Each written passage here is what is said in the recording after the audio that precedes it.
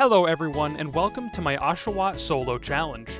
This week, we return to Unova and aim to see just how far one little otter boy can go. I'm really excited and I can't wait to see how Oshawott does. Today we seek to answer, can you beat Pokemon Black with only an Oshawott? Before we get too far into the video, I'd like you all to know that I'm working really hard to produce a new Pokemon Challenge video every week. So if you like this content, please consider liking and subscribing, as it would really mean a lot to me, and it would help the channel grow. Anyways, let's quickly cover the rules so we can begin. Rule number 1. No glitches, hacks, or cheats. I do, however, use speed up, otherwise these videos would take far longer to produce and I'd rather produce them quickly. Rule number 2. I can only use one Pokemon in battle. However, because I am not cheating, I do need to use HM Pokemon for travel purposes only. And lastly, rule number 3, no items in battle.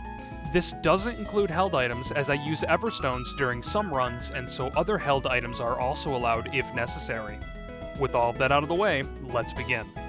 The first step in getting our solo run challenge underway is resetting for a Jolly Nature Oshawott. The reason I decided on Jolly is because I noticed that Oshawott has a particularly low speed stat, which we absolutely need for this run. The part that is rather unfortunate about resetting for starters in Black and White is that the only way to check your nature is after you beat both Bianca and Charon. Fortunately, the resetting didn't take too long, and the battles against Bianca and Charon were very easy since we're just trading tackles. After acquiring our Jolly Nature Oshawott and after our first two rival fights are finished, we have a quick talk with Professor Juniper. We're then let loose to catch some Pokemon on Route 1. However, we don't actually catch anything. Instead, we knock out collectively 252 Patrat and Lillipup for their attack EVs. Sadly, the only two Pokemon available to us on this route both offer attack EVs, so while it makes this portion of EV training easy, we're not going to be done just quite yet. We wrap up our attack EV training and then head into the nearest Pokemon Center for a short tutorial. As we exit the Pokemon Center, it would seem that Getsis has come to talk about how cool his outfit is.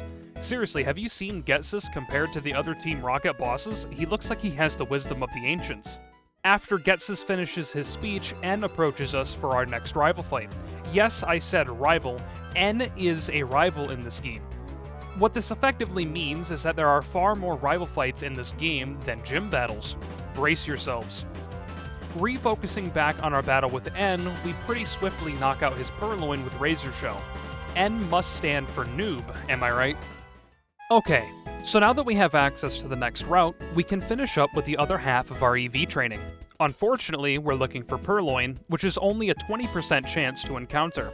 Nevertheless, after a long grind, we knock out 252 Purloin for their speed EVs. Leaving behind a mountain of fainted Purloin, we make our way towards Striaton City before Bianca stops us for a battle. Bianca leads with her Lillipup, who we knock out with a tackle. Bianca's last Pokemon is her Tepig, who is easily taken care of with a Razor Shell. Upon arriving in Striaton, we enter the trainer school and end up battling Charon. Charon leads with his Snivy, who we're able to one-shot with a tackle. Charon's last Pokemon is his Purloin, which we're also able to knock out with a tackle. With Charon defeated, we're now able to challenge our first gym. Because we started with an Oshawott, the gym leader we're facing off with today is Silent. Silent leads with his Lillipup, who we hit with a tackle for a ton of damage, but fail to one-shot while Lillipup hits us back with a bite. On the following turn, Silent heals his Lillipup, but we hit it with another tackle and knock it out. Silent's last Pokemon is his Pansage, who we tackle for a bit less than the Lillipup, while Pansage uses Workup. On the next turn, we land another tackle and take down the Pansage. Having acquired our first gym badge, Charon approaches us for our third rival battle with him specifically. This is ridiculous. Anyways, Charon leads with his Snivy, which we hit with Razor Shell for a bit more than half health, while Snivy uses Growth after eating a berry.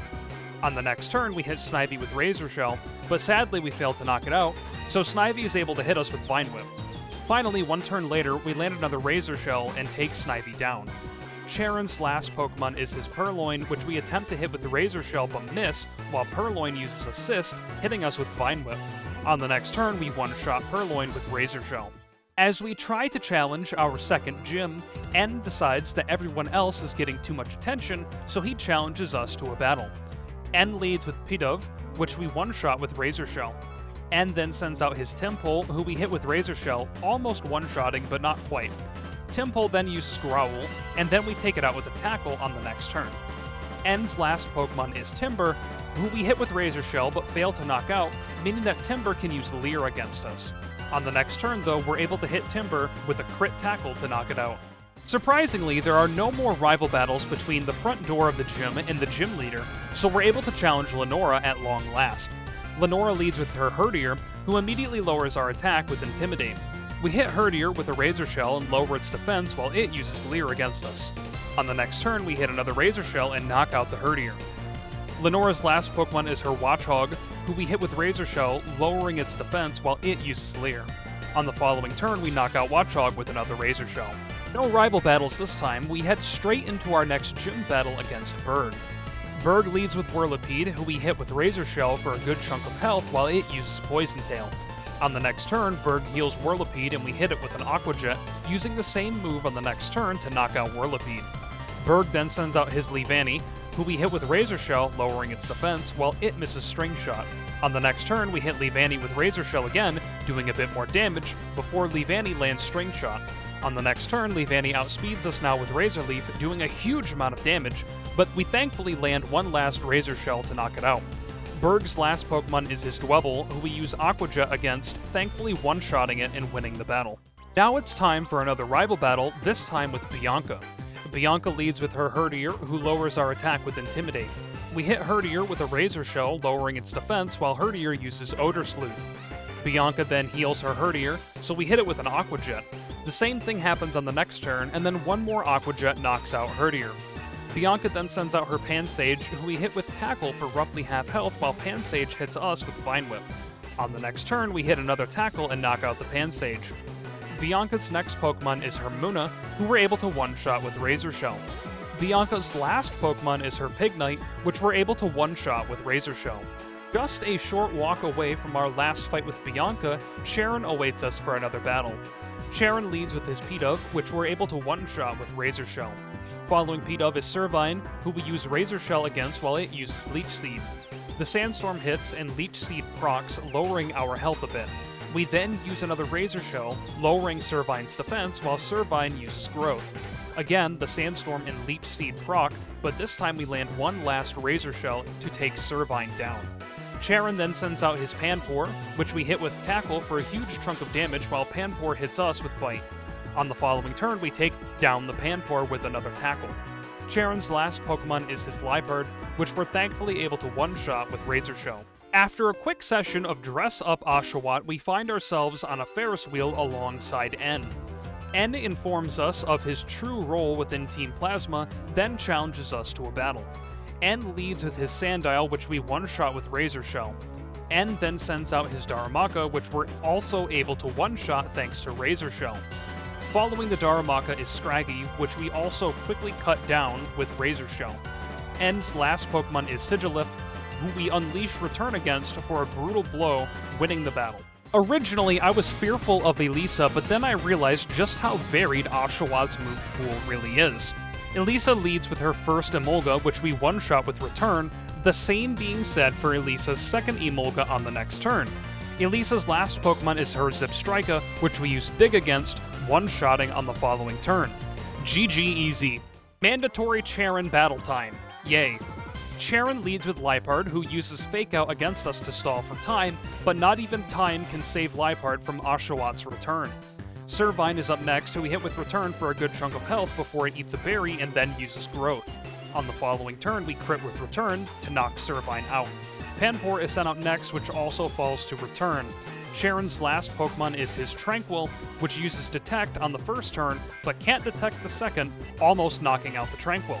Tranquil tries to hit us with an Air Cutter to no avail, meaning that we can take it down with one more Return. The next battle we find ourselves in is against Clay. Clay leads with his Krokorok, which we knock out instantly with Razor Shell. Up next is Excadrill, which we also obliterate with Razor Shell.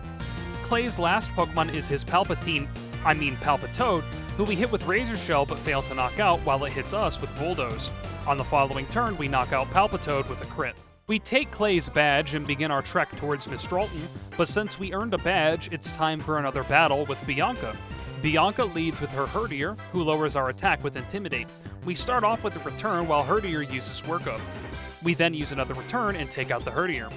Bianca then sends out her Pansage, which we hit with return for huge damage while it hits us with Seed Bomb. Bianca then heals Pansage twice, so we hit it with return twice to knock it out. Next up is Pig Knight, who we're able to one-shot with Razor Shell. Bianca's last Pokemon is her Musharna, which we hit with return for roughly half health before we're hit with Hypnosis. Musharna then uses Defense Curl and then another as we sleep. We then wake up and hit another return for little damage before getting hit with Psybeam. On the following turn, we get a crit return and knock out the Musharna. Trying still to get to Mistralton, we find N at the end of Chargestone Cave. N challenges us to a battle, leading with his Boldore. We hit Boldore with Razor Shell, but can't knock it out due to Sturdy. Boldore hits us back with Smackdown, and on the following turn we knock it out with a return. Following the Boldore is Joltik, who we're able to one-shot with return. Next up is Clink, who we use Dig against, dodging Charge Beam. On the next turn, Dig hits and Clink faints. N's last Pokemon is his Ferroseed, which we use Dig against, dodging a Metal Claw. Dig hits, proccing Iron Barbs, and then Ferroseed uses Iron Defense. On the next turn, we try to knock out the Ferroseed with a return, but do pitiful damage before we get hit back with Metal Claw. Finally, we land one more return and take out the Ferroseed. After a very boring trip to ring a very boring bell, we face off with a very boring gym leader, Skyla. Skyla leads with her Swoobat, who we use Swords Dance against while Swoobat uses Amnesia. On the next turn, we again use Swords Dance while Swoobat again uses Amnesia. One more turn and one more Swords Dance, but this time Swoobat hits us with Acrobatics. We're ready to fight at this point, one-shotting Swoobat with return. Next up is Unpheasant, which is another one-shot with return. Skyla's last Pokemon is her Swanna, who is completely obliterated by the last return of the battle. You are not going to believe what happens next. Charon is here and wants to battle. Charon leads with his Unpheasant, who we use Swords Dance against while it uses Air Slash. We then use another Swords Dance, but Unpheasant uses Taunt and then Detect on the next turn, meaning our Razor Shell didn't connect. On the next turn, I briefly forgot what Taunt did before settling on using Return to one-shot the Unpheasant. Charon then sends out his Servine, which we absolutely obliterate with a single return. Next up is Liebherr, who hits us with Fake Out, but we hit it back with Return and knock it out. Charon's last Pokemon is his Simipour, who also falls to a single return. With Charon's need for a battle pacified for now, we head into the next gym battle against Bryson. Bryson leads with his Vanillish, which has a great design, Fight Me. We start off with a Swords Dance while Vanillish uses Mirror Shot against us for very minimal damage. We then use another Swords Dance while Vanillish uses Acid Armor, and then we use another Swords Dance on the next turn while we're hit with another Mirror Shot. We then one-shot the Vanillish with Return, meaning that Beartic is sent out. However, Beartic can't stand to the power of Friendship either and promptly faints. Bryson's last Pokemon is his Cryogonal, which we try to return but miss while it hits us with Aurora Beam. We then land our next return, one-shotting the Cryogonal. After earning our 7th gym badge, N decides to become the main character of the game and awakens his legendary companion, Zekrom. He then gives us a speech about the truth of ideals and the ideals of truth or something, and basically tells us to get our own dragon if we want to face him as an equal. Well, after walking all the way back to Net Green because I forgot to catch a Pokemon that can learn Fly, we get the Lightstone. We're told to go talk to the last gym leader about turning our Lightstone into a dragon, and we set out to do just that. On our way to the gym, though, Bianca decides that she is more important than N trying to steal the main character spot from us, and so she selfishly challenges us to another battle. Bianca leads with Stoutland, who we use Swords Dance on while it hits us with Retaliate for roughly a quarter of our health. We use another Swords Dance while Stoutland uses Workup, which scared me a little bit, so we use Return to one-shot the Stoutland. Up next is Simisage, who we're also able to one-shot with Return. Bianca then sends out her Emboar, which we knock out instantly with a Razor Shell. Bianca's last Pokemon is her Musharna, which we vaporize with the last return of the battle. As we arrive at our destination, Getsus quickly informs you all to like, comment, and subscribe to help the channel grow, and then we face off against Drayden for our last gym badge. Drayden leads with Fracture, who we use Swords Dance against while it uses Dragon Dance. We then hit Fracture with Return for a one-shot. Up next is Drudagon, who we hit with Return but take a bit of damage as a result of Rough Skin. Drayden's last Pokemon is his Haxorus, who we're also able to knock out with a single return. It's time for everyone's favorite rival to challenge us to another battle, now that we've gotten our last gym badge. This fight was actually the only spot so far in the run where I had to backtrack a bit and gain a level or two. Superior was surprisingly faster than us, which caused me a great deal of concern for the future of the run. Anyways, Charon leads with Unpheasant, who uses Detect against us, but we Giga Brain it and use Swords Dance twice before Unpheasant uses Taunt against us. Unpheasant then Giga Brains us and uses Detect, but we correct that on the next turn with a one-shot from Return. Superior is up next, who outspeeds us with Leaf Blade for huge damage, bringing us all the way down to 4 HP, but we hit it with a Return and knock it out. Charon then sends out his Liepard, who doesn't use a priority move against us for some reason, and so we're able to one-shot it with Return. Simipour is Charon's last Pokemon, who we're also able to one-shot with Return. Before battling Chantal, I had actually decided that I wanted Aqua Tail over Razor Shell, so we had Oshawott remember that move by trading away a Heart Scale at the move reminder. Anyways, Chantal leads with her Cofagrigus, who we use Swords Dance against while it hits us with Shadow Ball. On the following turn, we use Aqua Tail and one-shot the Cofagrigus, but lose our ability in the process. Next up is Jellicent, who we use Dig against, dodging an Energy Ball. Thankfully, Dig is able to one-shot the Jellicent, but then our Dig is disabled by Curse Body. Golurk is sent out next, which we take care of easily with Aqua Tail. Chantal's last Pokemon is her Chandelure, who we're able to one-shot easily with Aqua Tail. I decided that we would do the Elite Four from left to right this time, meaning that Grimsley is our next opponent. Grimsley leads with Scrafty, who we use Swords Dance against while it uses Crunch. On the following turn, we take down the Scrafty with a single return. Next up is Crocodile, who lowers our attack with Intimidate, and then we miss our Aqua Tail, meaning that we get hit with Earthquake for significant damage. We then land our Aqua Tail and take down the Crocodile, meaning that Bisharp is sent out. We start off with Dig, avoiding an X-Scissor, and then when Dig hits, it one-shots. Grimsley's last Pokemon is his Liepard, which we've had a lot of practice against thanks to Charon, so we one-shot it with Return easily. Caitlyn is our next opponent, who gave me a very brief issue, but nothing serious. Caitlyn leads off with her Reuniclus, who we use Swords Dance against, while Reuniclus thankfully misses Thunder, which would knock us out if it hit. On the following turn, we hit Reuniclus with Return to knock it out. Next up is Gothitelle, who we're able to almost one-shot, but we end up losing half of our health to a Thunderbolt. Not a huge problem though, because after Caitlyn heals Gothitelle, we one-shot it with Return, getting a higher roll on our damage this time. Caitlyn then sends out her Musharna, which we're able to hit with Aqua Tail for a one-shot. Caitlyn's last Pokemon is her Sigilif, which we're also able to one-shot thanks to Return. The last of the Elite Four is Marshall, who gave me considerable trouble. The considerable trouble was due to Throw, whom Marshall leads with. We start off by using a Swords Dance, while Throw thankfully uses Stone Edge instead of Bulldoze. We then hit Throw with Return, but Sturdy protects it from being knocked out, meaning that we're thankfully hit by Stone Edge again. On the next turn, Marshall heals the Throw, but then we get a crit and somehow one-shot the Throw, avoiding another Sturdy proc. I'm not really sure how this happened, as I thought Sturdy would proc again after the full restore, so if anyone knows why that wasn't the case, please let me know. Up next is Sock, who we hit with Return and proc Sturdy, getting hit by Stone Edge. Marshall then heals the Sock, so we hit it with Return again, but this time Sturdy procs a second time. On the next turn, we manage to take Sock down with another Return. Conkeldurr is sent out next, who we one-shot with Return. Marshall's last Pokemon is his Mienshao, which we're able to outspeed since we were never hit with Bulldoze during the early section of the battle, meaning that we can one-shot Mienshao and defeat Marshall.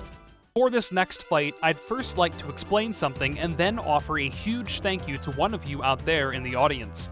As some of you may have seen in the Snivy Only Challenge through Pokemon White, I was particularly perplexed at how catching the Legendary Dragon worked.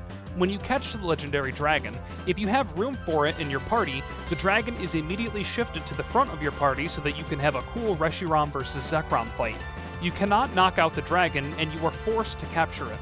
I couldn't figure out a way to get around this since I hadn't played Black and White in so long, and so I opted to just spam the lowest damage move on Zekrom since I couldn't swap out without having my Snivy getting destroyed, and Zekrom didn't know any non-offensive moves. Thankfully, one of you out there in the audience gave me the answer I needed. John Calibro informed me in the comments of that video that if you have a full party when you capture the legendary dragon, it is actually sent to your PC first, and then the game will give you the option to add it back to your party. So thanks to this advice, I simply captured a full team and then caught Reshiram so that it wouldn't shift to the front of my party. Thanks again, John, you really helped me out here. With that huge explanation out of the way, it's time to fight N, the champion of Unova. N leads with Zekrom, who we use Dig against to avoid a fusion bowl. For some reason, this version of Zekrom actually knows Light Screen, which Zekrom uses here while we're underground, giving us a free hit essentially. We then use another Dig, dodging another fusion bowl, and then we knock out what I thought would be the run ender. Huh. N then sends out his Klinklang, which we use Swords Dance on while it hits us with Metal Sound, lowering our already low special defense. We then use Dig, dodging a Thunderbolt, and then one-shot the Klinklang on the next turn. N then sends out his Zoroark, which we one-shot with Return.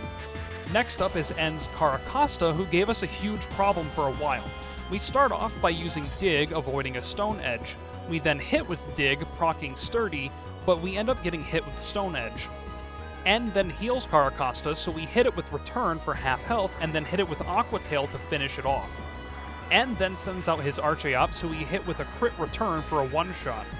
N's last Pokemon is his Vanillux, who we shatter with one last return. A very quick explanation, our health was too low to fight Getsis immediately after N, but you can actually lose this Getsis fight and get sent to the Pokemon Center for the Pokemon League. I intentionally lost against Getsis in our first battle, boxed my Pokemon, and then returned to beat this wizard dude into the floor. Getsis, the last opponent of the run, plays like a cheap coward instead of the wizard he looks like. Anyways, Getsis leads with Cofagrigus, who we use Swords Dance on, hoping that we don't get Toxiced, and we don't, instead getting hit by Shadow Ball.